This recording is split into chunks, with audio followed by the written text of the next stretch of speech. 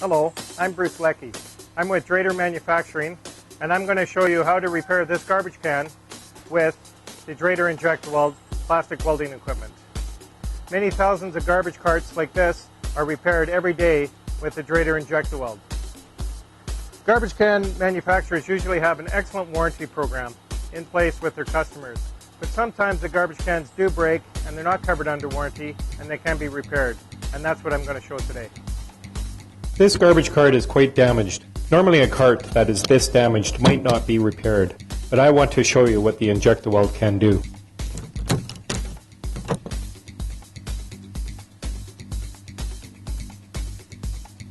The cart is cracked through the top and there is a piece in the back missing.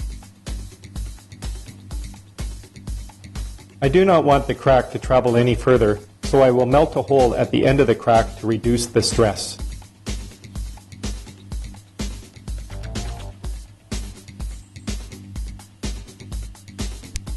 Make sure the weld area is clean.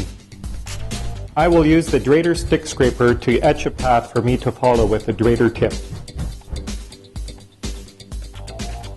I will explain how the Drader makes strong welds. Two things are being accomplished right now.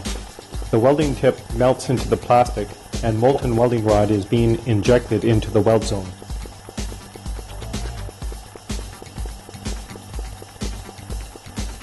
I am letting the welding rod cool off a bit, then I will trim off the excess weld bead. Both the garbage cart and the welding rod are made of polyethylene. Now I'm going to weld from the bottom of the crack to this point up here. I have set the Drader inject-weld's temperature to 265 degrees Celsius. You can see how the tip melts into the plastic. I have used my knife to trim off the weld bead, but I do not have to. This time I will leave the weld bead intact. I am going to weld the front side of the damaged cart. You might not see the crack on the video, but it goes right through to the back.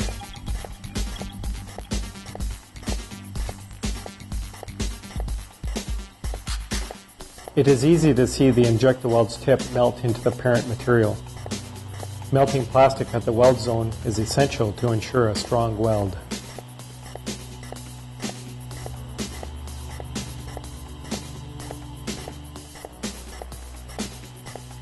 I will use my knife on all front side welds just for appearance sake.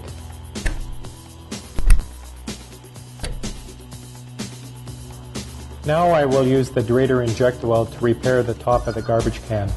I will start by making a few spot welds to hold the crack together.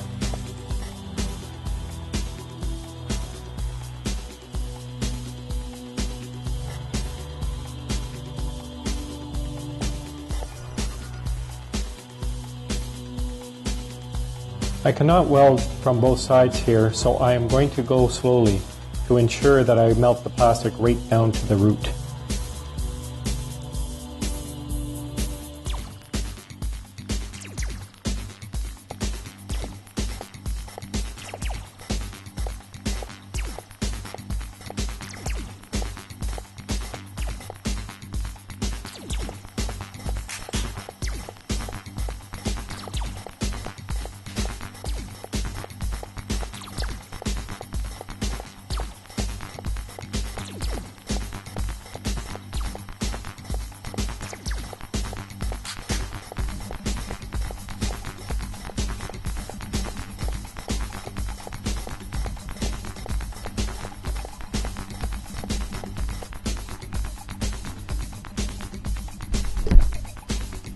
After trimming the weld bead flush with the cart, I am going to go back and fill in the areas that need refilling.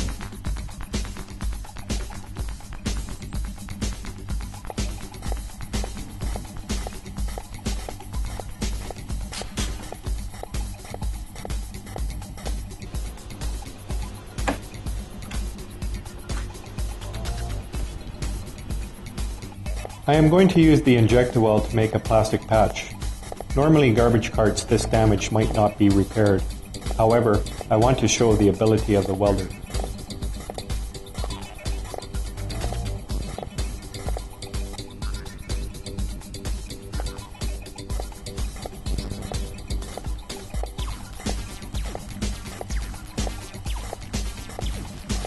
The trick to making effective plastic patches with the injector weld is to make sure the tip comes into contact with at least some part of the parent material.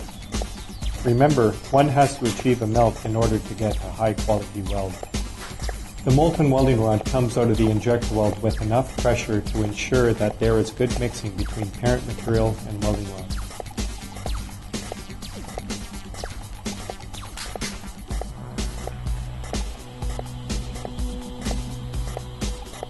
This is an important point about the injector weld because most plastic welders cannot offer self-regulating pressure.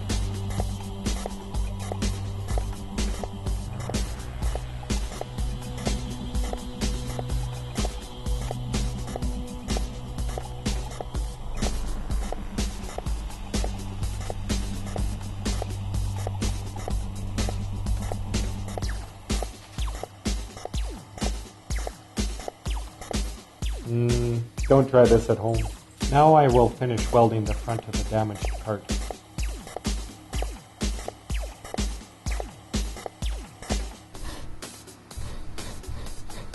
The heated tip of the Drader injector weld melts into the plastic before it injects molten plastic into the weld zone. The combination of hot tip and proper injection pressure really sets the injector weld apart from other plastic welding systems. If you are looking for an industrial plastic welder that is easy to use and provides high quality welds, then perhaps the Drader injector weld will be the best choice for you. I am using the Drader scraper blade to get rid of any welding undercuts. This can add to the strength of the repair.